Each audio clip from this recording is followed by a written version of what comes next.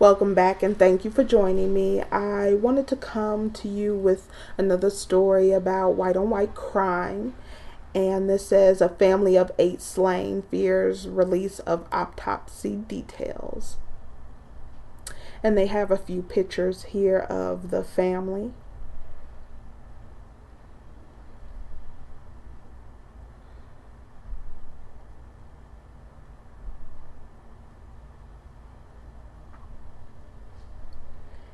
And going back to a picture, there are, from what I can see, 5 caskets, but they did say it was 8 people who were killed.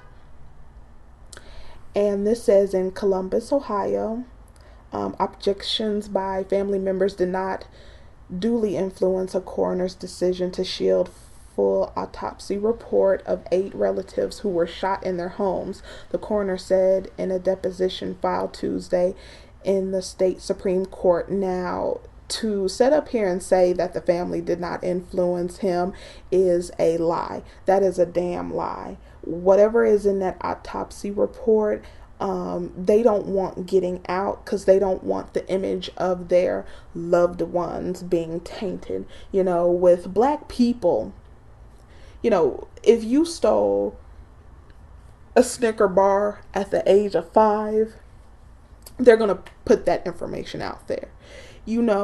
Every time there is a suspect and he is black, a black person doesn't even have to be a suspect and their information is put out, kind of like the woman who her child fell into the gorilla enclosure. How the father was not there, but they pulled up his arrest records. But here again, white privilege, they are going to shield their own. Relatives of the victims raised concern about the release of the details of how their loved ones died.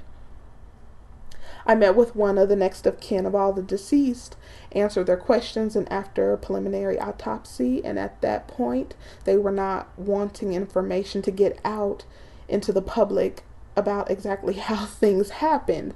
How can you set up here with a straight face and think that you're going to say, oh, I told them about the autopsy and what we found.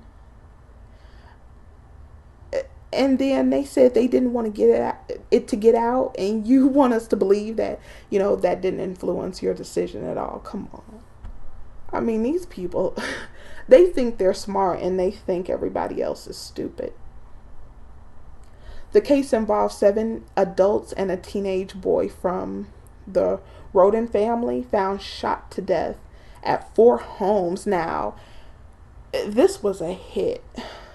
It had to be. They were involved in something, and I don't know exactly what they were involved with. Everybody within this singular family here, and it was 4 different homes, and all of them were killed. I'm not surprised why they don't want it to get out, but still. At issue in a case before the Supreme Court are lawsuits filed by the Columbus Dispatch and the Cincinnati Enquirer seeking the full, unredacted copies of the autopsy report. Attorney General Mike DeWine, who officer is leading the investigation, is fighting the release of the full report, saying it could compromise the investigation, which is a damn lie. They just don't want anyone to know, what they found with those bodies. What the hell are they trying to hide? Kessler said the family's concerns were reflected in a statement he made in July regarding the release of the autopsies. I do not want to release any information that might impede the criminal investigation or the family's grieving process. Bullshit. Nobody cares about our grieving process. Kessler also said he did not have conversations with the criminal investigators about information he redacted in the full autopsy report. The redacted version confirmed earlier accounts that all but one victim were shot multiple times in the head, but otherwise provided few new details in the investigation. My goodness, what were they into? I mean, you can put a bullet in somebody's head, if it's a hit, but they were shot multiple times in the head. So this is serious, whatever this is, whatever they were into. As has previously been reported, one victim, 44-year-old Kenneth Roden, died of a single gunshot wound. His body was the last found by investigators. The other victims were shot multiple times in the head, and in the case of 40-year-old Christopher Roden Sr., Kenneth Roden's brother, in the upper body and torso as well. The other victims were Christopher Roden's ex-wife, 37-year-old Dana, their 3 children, 20-year-old Clarence, 16-year-old Christopher Jr., and 19-year-old Hannah. Frank Roden's fiance, 20-year-old Hannah, and a cousin, 38-year-old Gary. What the hell is a 40-year-old doing with a 20-year-old fiance? You know what? Anyway, the whole family was killed. So whatever was going on or whatever they were into got everybody killed.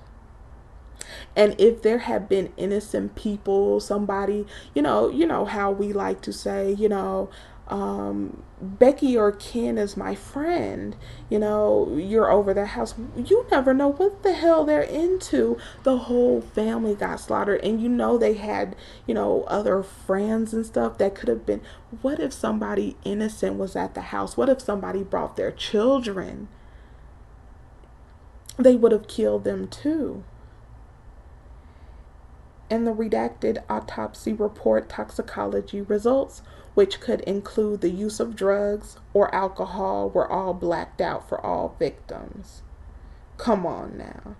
Evidence of injuries beyond the mention of gunshot wounds also blacked out for all. So were they beaten? Or what the hell was going on? Authorities haven't announced a motive. DeWine's office said Christopher Roden Sr. was operating a large-scale marijuana growing operation on his property, leading some to speculate the killings were drug-related. Said those responsible for the killings were familiar with the victim.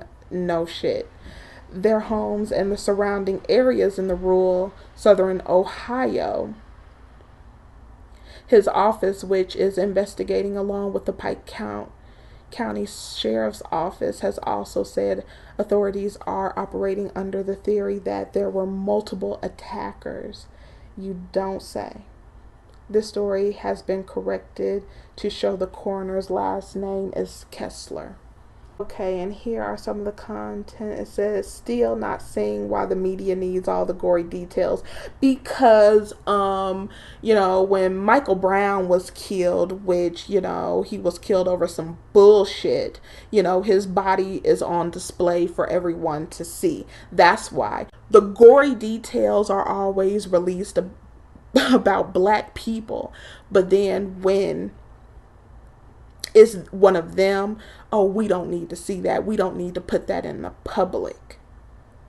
I mean, honestly, I don't take offense to it, but it's just, it gets on my nerves when I hear something like that is said, because it's so hypocritical to what happens. But then, you know what? All of this, keep it hush hush. Don't put it in the media. Don't put it out there to the public. It's getting more of them killed.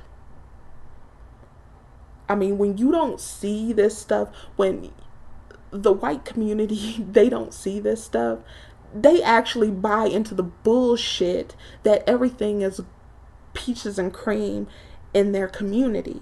You know, they walk outside, leave their door open, leave their windows open, like, you know, every person who has, you know, pale skin like them have their best interest at heart.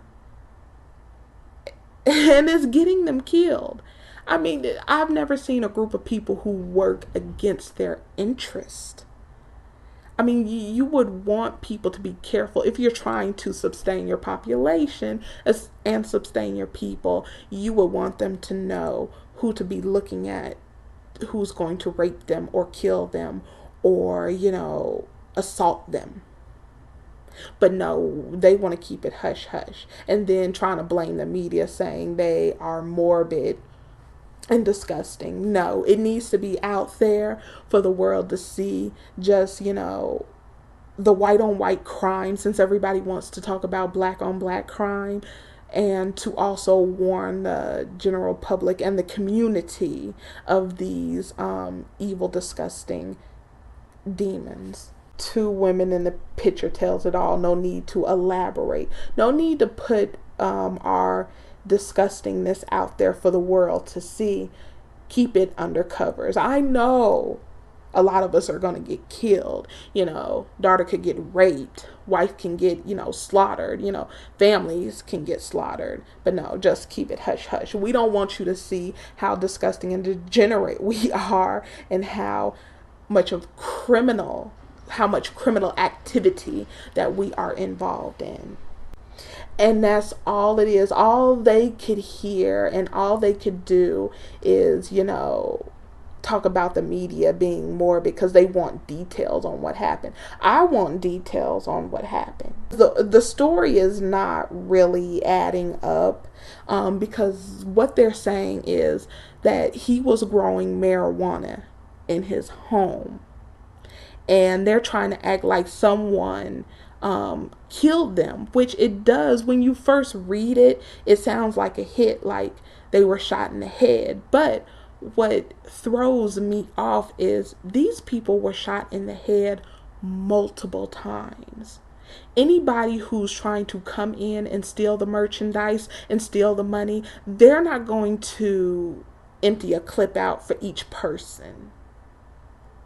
They're just not going to do that. I don't see, you know, people who are there to take the marijuana and take the money or confront them, or they owe something. I don't see them just shooting them in the head multiple times. That seems aggressive and over the top, and it seems personal.